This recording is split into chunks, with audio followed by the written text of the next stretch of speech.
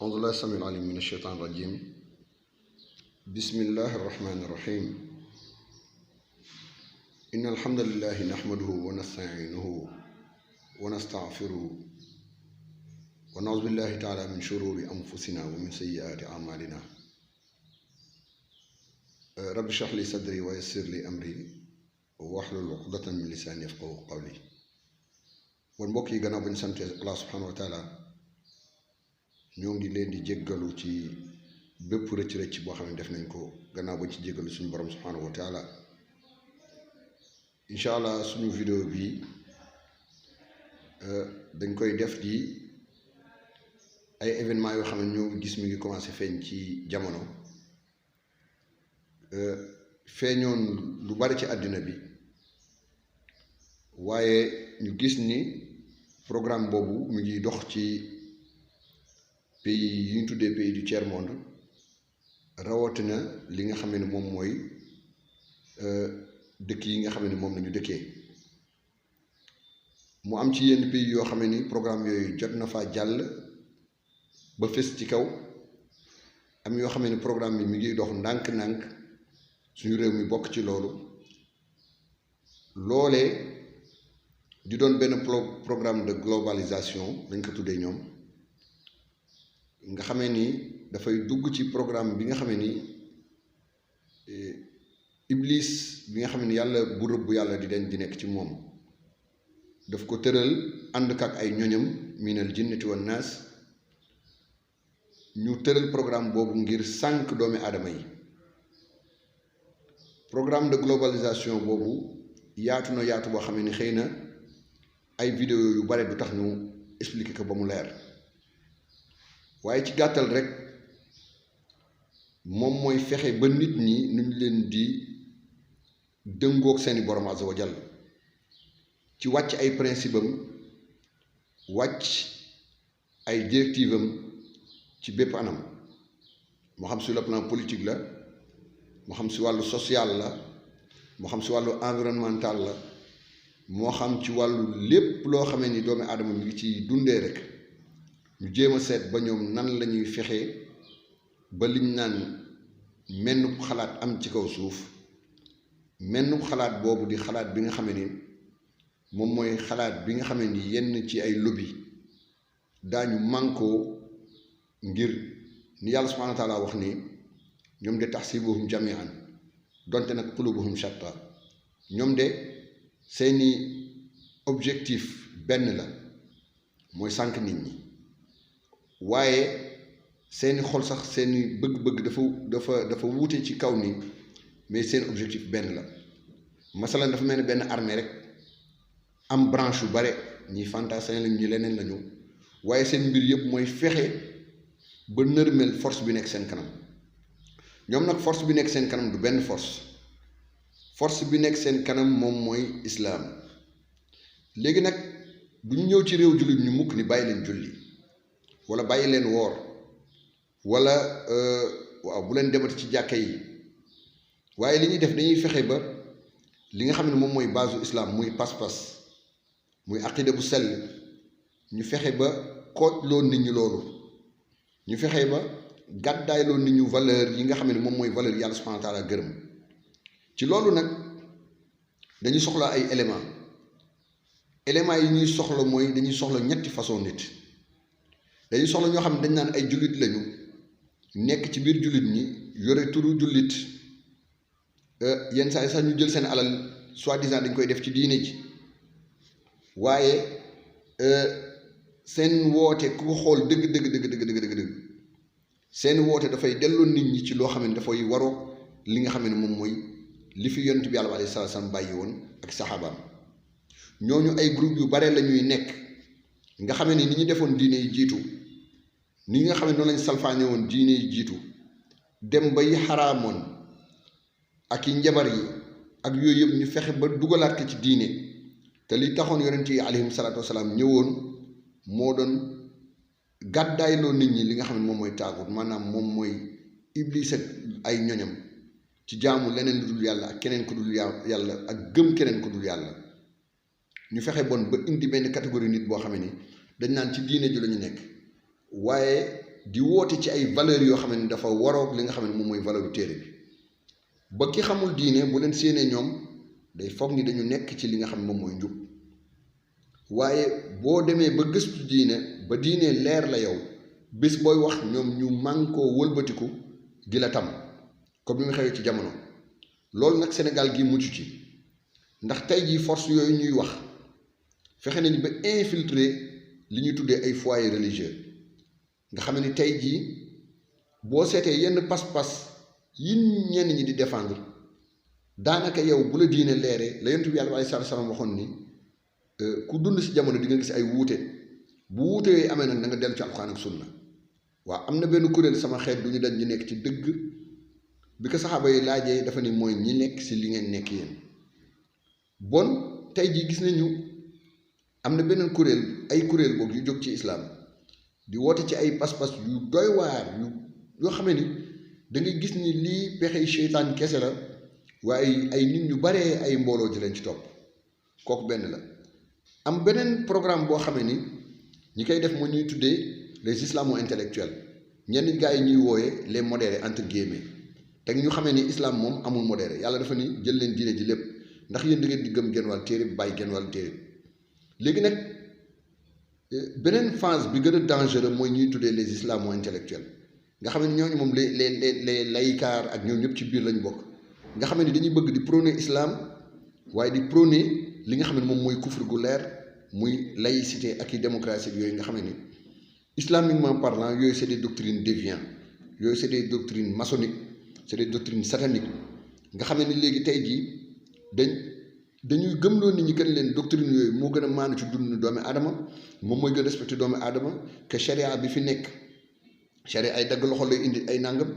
bon indi ay nit ñi ci ay croyance boo xam ne gëmloo nit ñi am na benn frange jullit ñoo xam ne c'est des extrémistes c'est des intégristes ñoom dañuy woote ci diine joo xam ne kii bi alors que ñoom kese nekk ñu fekk yu demee noonu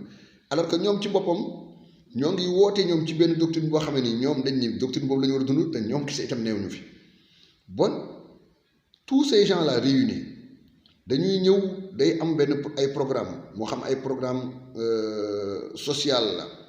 yoo xam ne soi-disant que dañu bëgg nit ñi pour établir équité sociale masalan mënuñu fi jël benn gëm-gëmu diine di ci attewoo tandis que ñëpp gëmuñu loolu waaw loolu waru principe bi ñu doon wax léegi waaye itam ñu gëmloo nit ñi itam que ni leen yow ni nga amee liberté maanaam saxal ci bopp nit ñi ci ay programme scolaire moo xam wala ay association yu ñu tuddee ay mouvement de droits de l'hommiste moo xam lu ñu leen tuddee genre yu porter genre idée yooyu parfois nag mu nekk ay association yoo xam ne ni ak ay organisation yoo xam ne ni boo deful ndànk da ngay yéemu sax nii ndeketi ñii ñoo ngi porter de telles idéaux léegi nag ci seen globalisation boobu bon frange intellectuelle boobu ñoom ñooy ñëw ci ay débat ci ay film yu ñu créé ay séries télévisées ci ay programme théâtral ci ay programme social de bien-être rek ñoo xam ne ñu koy tuddee ñoo ñëw léegi di jéem a inculquer nit ñi ces valeurs là maçonniques nga xamee ni homosexualité benn partie la ci nga xamee ni diversité du genre comme ni ñu koy waxee ci yooyu la bokk te yooyu incha allah daañu indi ay vidéo incha allah waxaat ci moom gën a leer benn ci ñoom parce que tey dañuy def benn waxtaan global après incha allah ñu soogay dugg nag ci dorénavant ci li nga xam ne moom mooy programme bi mu doon benn programme spécial ci ay série de vidéos incha allah yoo xam ne ni leeral dëgg lañ koy tuddee bismillahi taala bon ñooñu bon dañuy jël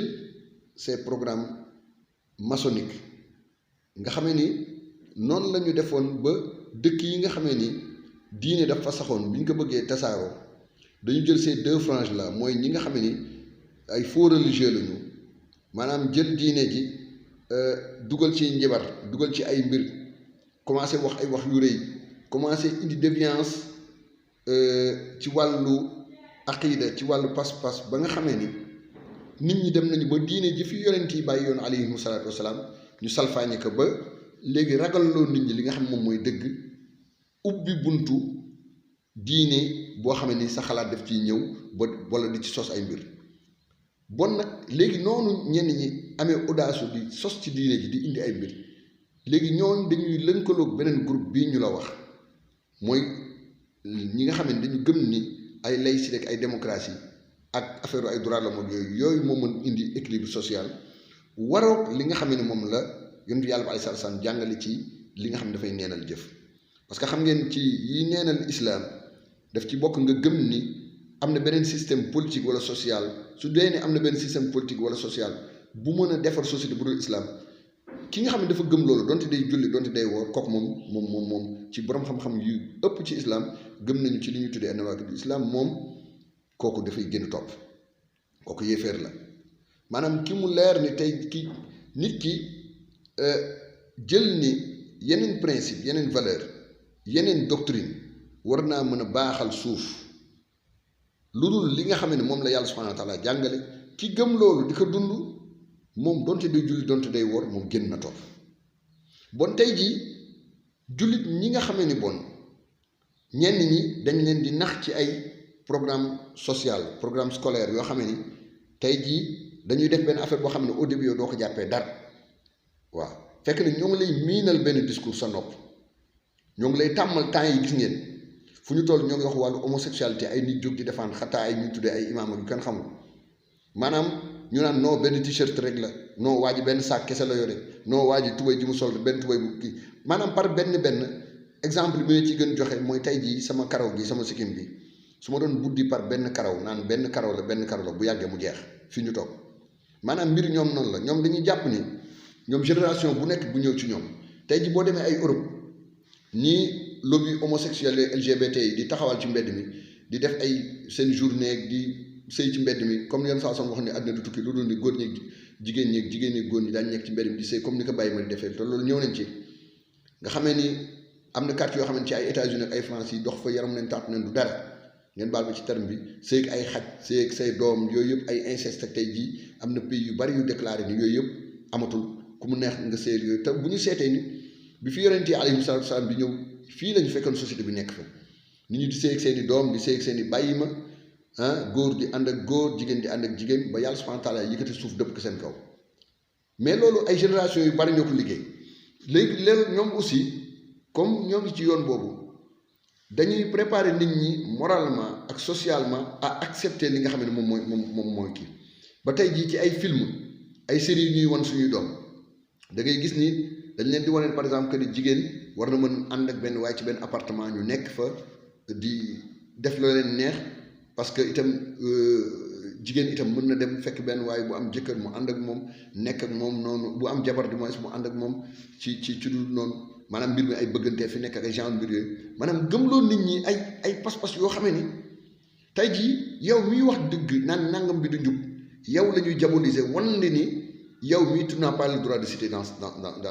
ce pays là léegi noonu ñu nga xamee ni bon travail de base boo xamee ni ñoom ciy góorgóorlu di ko def ñoom seen objectif mooy dans 5 ans yàkkamtiwuñ dans 10 ans dans 20 ans dans 30 ans ñu dem ba nga xamee ni tey jii ni nit di sañee génn sol t-shirt boo xamee ni drapeau LGBT moo ci nekk noonu la nit di sañee génne taxaw ni ñun association sàngam association nangam la am nañu droit dund parce que bu ñu xoolee ñun constitution yi ñu jël bàyyi constitution yàlla ñun dafa ubbi bunt ci loolu yëpp tey jii li ñuy wax naan juridiquement parlant rien ne s'oppose à ce que ay association góor jigéen comme ni ñu léegi yéen mbokk yi di wax man ànduma ci ak ñoom ñun ba ñu accepté laïcité la ñu accepté lépp yenn gars yi nga xam ne par exemple ñoo ngi jaaxle naan waaw comment se fait-il que ay fukki association góor jigéen ak yooyu ñu reconnaître que mais bien sûr ñun ñoo accepté laïcité ñun ñoo accepté dund ci dans un système maçonnique et kufrique boo xamee ni tey jii boo ubbee benn bunt bu ndaw nga bàyyi ndox mi mu jàll lu ndox mi jël yow yaa ko def donc ñun en acceptant la laïcité en acceptant la démocratie pas la démocratie parce que amul Demos Kratos pouvoir du peuple par le peuple ñun xamul ko ñun li ñu xam mooy le pouvoir d'Allah subhanahu wa taala moom mi nga xam ne c'est le seigneur des hommes moom loolu la ñu xam ñun xamuñu leneen lu dul loolu donc ki nga xam ne moom dafa gëm ni moom c'est le pouvoir du démon maanaam Demos Kratos le pouvoir du peuple le peuple c'est qui loolu duñ la ko xamal le peuple en vérité mooy lu bakkanam bëgg rek moom loolu dafay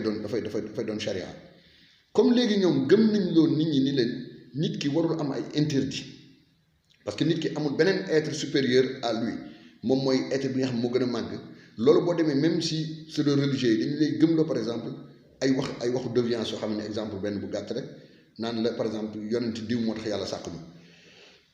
te loolu déjà yow nga gëm ko rek mooy ni yow am na benn pouvoir bu nit am boo xam ne sax moom mooy condition ne borom subhanahu wa taala te fekk na loolu yëpp ay fausseté la ci wàllu pas-pas waa léegi bon ñoom bu ñu ñëwee bon nga accepter li nga xam ne mooy laïcité bis boo ñëwee naan leen góor jigéen bi amul droit de cité dans cette société ñun la mais socialement wala boog juridiquement ana yow lan moo ko tere lan moo tere benn association par exemple jóg ni ñoom nangam lañu lan moo ko fi tere parce que droit associatif boo demee ci constitution dañ ko garanti donc yow ni nga mën a def association religieuse ñoom noonu lañ mën a def association leneen déposer seen récépissé ñu accepté leen nga donc ñun suñu problème principal suñu problème de base mooy fexe nan lañ fiy jëlee laïcité bi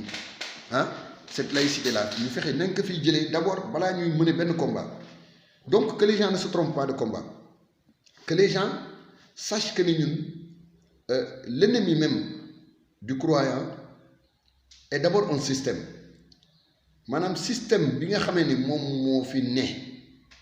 il faut d'abord combattre ce système là fexe ba conscientiser nit ñi wax ak nit ñi laayu leen biir que ñu jëlee fi cette laïcité là moo gën d'abord balaa ñuy attaquer benn combat le combat est d'abord idéologique il faut que nit ñi nga xam ne am nañu conscience jóg ñu conscientiser nit ñi wax leen lan mooy laïcité wax leen lan mooy démocratie waaw parce que ay syndrome de droit de l'homme yooyu yëpp ci biir la bokk moo tax tey jii du ñu jël ay yéeféer ñoo xam ne amuñu diine di leen porter loolu combat déedéet dañuy jël ay ahmad ay kii ñu taxaw ci télé yi di dàgg santeeg imaam yi di leen gëm loolu woy diw il a ses droits il a nangam nga gis ay jullit ñoo xam ne nee na ñoom ñooy ce sont les avocats des démons ñoom ñooy gëm ni diw war na mu def nangam diw war na mu def nangam nga gis benn imam boo xam ne war na mën sa wax ni moom mooy conseiller musiciens yi alors que yoon sax sax ne musique mooy noddu cheytaan maanaam il faut que nit ñi ñu clarifier leen d'abord ñun les deux positions li yàlla di wax alxaq wal baatil il faut que ñu dëggal ni dëgg ñu leeral leen dëgg bayna kitaabillahi wa sunnati nabi sallallahu alayhi wa sallam ñu leeral leen ci diggante téere yàlla bi ak sunna nabi sallallahu alayhi wa sallam wax leen lan mooy dëgg wax leen lu tax yàlla wax ni du ngeen nekk jullit lu dul da ngeen di gàddaay taagul waaye nag bu ngeen gàddaay taagul il faut que ngeen dañ ci le dénigrement total du taagut maanaam système yi fi nekk nga xam ne du diine yépp taagut la bu ñu fexee ba dañ loolu nit ñi ci loolu ba pare léegi nag nit ñi kooku xol bi wala boog être bi day pare pour recevoir li nga xam ne ni moom mooy nangu kenn bu yàlla azza wa jal ba nit ñi bu xasee ba nangu la souveraineté d'Allah subhanahu wa taala ci moom te loolu du ko nangu lu dul ni leneen lu dul moom ndax balaa nga ci yekk da nga koy raxas li ñu war a def pour raxas société bi ñu fexe ba dans l'esprit des gens c'est dans l'esprit des gens que la ñu war a combattre d'abord ces idéologies yi nga xam ne ni tey jii mi ngi gangréner société bi bu ñu bañee xale yi sóobu ci affaire ngóor jigéen ñi dem ci affaire lesbianisme wala yeneen déviance yu ni mel c'est dans l'esprit des gens ñoom fa ñuy dem ci dans les écoles programme yi ñu jàngal suñuy doom doctrine ñu leen jàngal télévision yi nga xam ne moom la gars yi di wan suñuy doom di ñu ko wan ñun di ko miinal suñu bët débat yi nga xam ne moom moo nekk sur la place publique maanaam loolu bu ñu fexee ba gagner ce combat intellectuel là leneen loo xam ne day ñëw après parce que fi ñuy wax dañ naan ce combat spirituel là il faut que ñu gagner ko ñi koy gagner nag mooy benn type de musulman nga xam ne ñoom la yàlla waxoon ni ndax du génn ci yéen as kuréel goo xam ne dañuy digle lu baax di tere lu bon nañ ci réfléchir bu baax ndax du génn ci yéen as kuréel boo xam ne dañuy digle lu baax di tere lu bon maanaam digle lu baax tere lu bon mooy digle lu baax mooy nga fexe yow ba nit ñi dañ ci leneen lu dul yàlla boo ko defee rek du facto tere nga lu bon ba pare nag ci ngay mën yow mii nga xam ne yow dañ nga ci loolu maanaam cette frange là nga xam ni jàng nañu li nasaraan yi bind gannaaw ba ñu xamee seen diine nga xam ni mën nañu def la balance des choses xam ñee li ñu nekk gëstu ko mën ci wax lu leer mënu leeral nit ñi les pièges de ces gens-là que ces gens-là sortent nag descendent sur le terrain bàyyi teg fale gouvernants yeeg yu kan xamul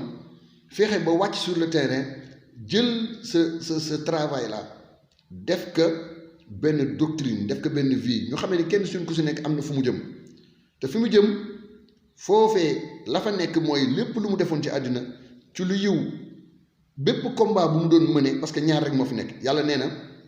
ñi gëm yàlla gëm yonentam gëm islaam nee na ñooñ dañuy xeex ci yoonu yàlla